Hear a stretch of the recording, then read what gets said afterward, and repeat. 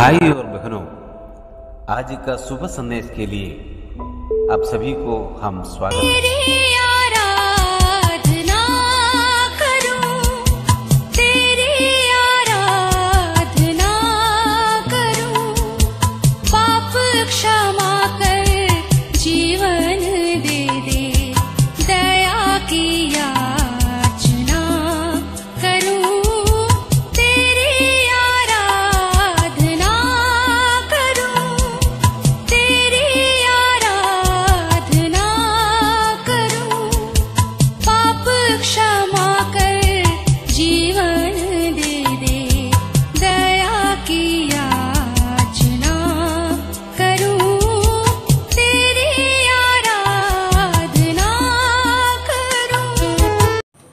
आज का संदेश ब्रदर क्रिस्टोफर स्वामी मुंबई से बांटा जाएगा। प्रार्थना के साथ सुनिए। आइए हम थोड़ा समय के लिए परमेश्वर के वचन की ओर हम अध्ययन करेंगे, मनन करेंगे। प्रकाश वाक्य 6 का उसका 2 से लेकर 4 तक। और मैंने दृष्टि की और देखो एक सफ़ेद घोड़ा है और उसका सवार धनुष लिए हुए और उसे एक मुकुट दिया गया और जय करता हुआ निकला कि और भी जय प्राप्त करे। जब उसने दूसरी मोर खोली तो मैंने दूसरे प्राणी को ये कहते सुना, फिर एक और घोड़ा निकला जो लाल रंग का था। उसको सवार को यह अधिकार दिया गया कि पृथ्वी पर से मेल उठा ले ताकि लोग एक दूसरे को वध करें, और उसे एक बड़ी तलवार दी गई। प्रभु करे इन वचन के द्वारा हमारे हृदय को आशीष करे। तो यहाँ पर जो पीड़ाओं के आरंभ के बारे में बताया गया, ये कब होएगा? जब यीशु मसीह का आगमन होएगा, जब कलीसिया उठा लिया जाएगा, तभी इस पृथ्वी पे इस बातों को घटने वाला है। तो यहाँ पर हम देखते हैं कि सफ़ेद घोड़ा का अर्थ है पवित्रता या शांति या क्रिस विरोधी। मैं चाहता हूँ कि किस प्रकार का पीड़ा नहीं है, क्रिस विरोधी किस प्रकार पीड़ा नहीं है, मगर प्रकाश वाक्य उसका 2 का और 8 में देख सकते, 3 का 16 में अध्याय में हम देख सकते। और हमने अभी पढ़ा कि 6 का 4 में पढ़ा था कि लाल का अर्थ है खतरा। इसको अधिकार मिला कि जो 7 साल में जो लोग उद्धार ने पाया है इस पृथ्वी पे, उनके ऊपर उसको यह अधिकार दिया गया। और उसके बाद प्रकाश वाक्य 6 का एक भूकंप के बारे में बताया गया। दानियल के पुस्तक में 11 में 31 में पढ़ सकते और इस बातों को बताया गया। और उसके बाद हम लोग उत्पत्ति 49 का 17 में भी देख सकते हैं कि दान का गोत्र था जो मूर्ति पूजा 7 साल में एक गोत्र को परमेश्वर ने इस्तेमाल नहीं किया है। और उसके बाद हम देख सकते हैं कि आगे कि 6 का 4 में देखा, मैं उद्धार नहीं होगा तो मुझे इसी काल में इधर ही रहने पड़ेगा 7 साल काल में यहाँ पर। हाँ, तो यहाँ पर उसके बाद हम देखते हैं कि एशिया 43 का 13 में भी 7 साल का जो काल परमेश्वर का क्रोध पृथ्वी पे से आने वाला है, उससे पहला प्रभु की दया है। आज परमेश्वर का दया है, मगर उस समय कोई परमेश्वर का दया नहीं होएगा। आज परमेश्वर का दया है। एशिया 13 का 14 से 16 में ऐसा एक अवस्था आने वाला है जहाँ पर हम देख सकते हैं कि लोग एक दूसरे को वध करेगा, प्रेम नहीं रहेगा, कोई दया नहीं रहेगा, बच्चों को पटक दिया जाएगा, स्त्री को भ्रष्ट किया जाएगा।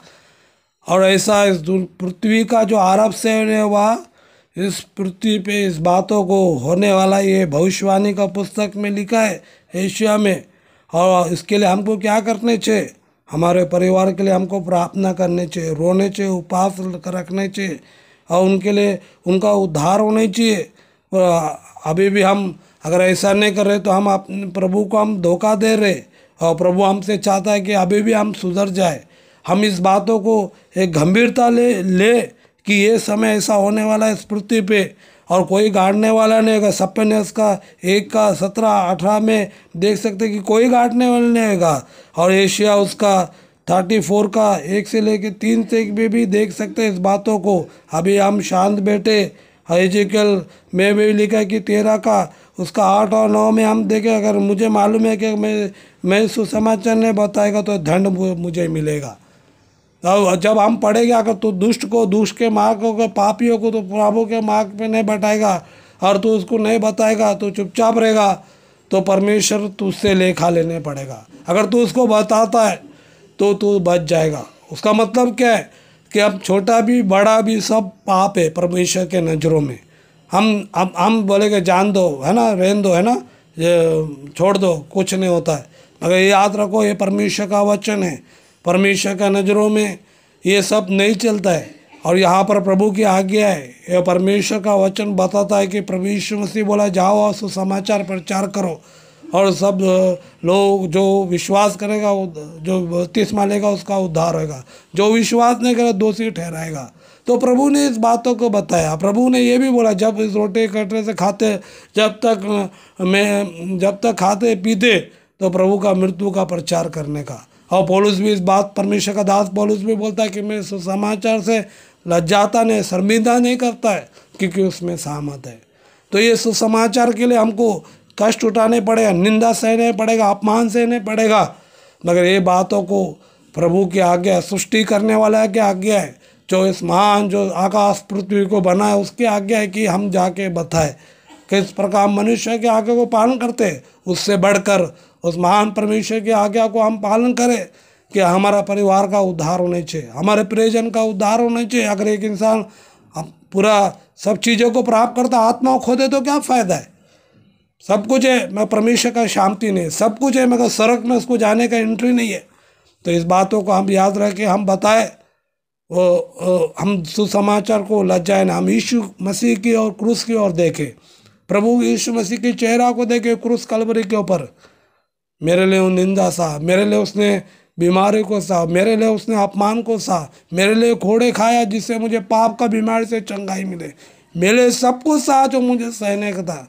मैं तो उस नरक की ओर जा रहा था, मुझे कोई बचाने वाला नहीं था। वह इतना महान परमेश्वर मनुष्य का रूप धारण करते हुए इस दुनिया में आया 2000 साल पहले। वो किसके लिए आया?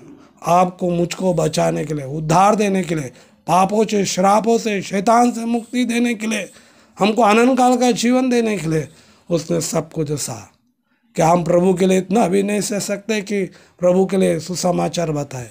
जब आप बताएंगे लोग आपको निंदा करेगा, सुनेंगे नहीं, झूठे इंजाम लगाएंगे, सब बातों को बताएगा। मगर प्रभु बोला, धन्य है जो मेरे नाम के कारण सताए जाते हैं, स्वर्ग का राज उन्हीं का है।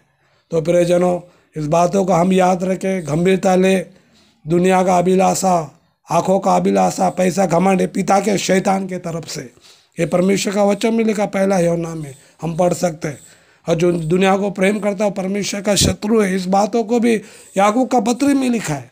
तो हम ये बातों को याद रखें, हम अपने आप को अलगावपन, अलग होते हुए हम यीशु मसीह के लिए जीवन जिए, क्योंकि हम इधर का नहीं, स्वर्ग का नागरिक है। एक स्वर्ग का नागरिक, एक स्वर्ग का नागरिक के अनुसार जो उधर का अधिकार परमेश्वर पिता है, उसके अनुसार जो जीवन उसने हमको दिया है, उसके लिए हम जीवन जिए, समय को बर्बाद नहीं करते हुए समय को उपयोग करें, क्योंकि अवस्था पहले जैसा नहीं है, समय जो पहले जैसा नहीं है। जो प्रभु हमको समय दिया है उसको हम उपयोग करें, क्योंकि प्रभु यही पूछेगा, तुम मेरे लिए क्या किया है। तो हम इस बातों को याद रखें। प्रभु करें इन वचन के द्वारा हमारे हृदय को आशीष करें। प्रभु के बड़े धन्य नाम की महिमा हो। आमीन।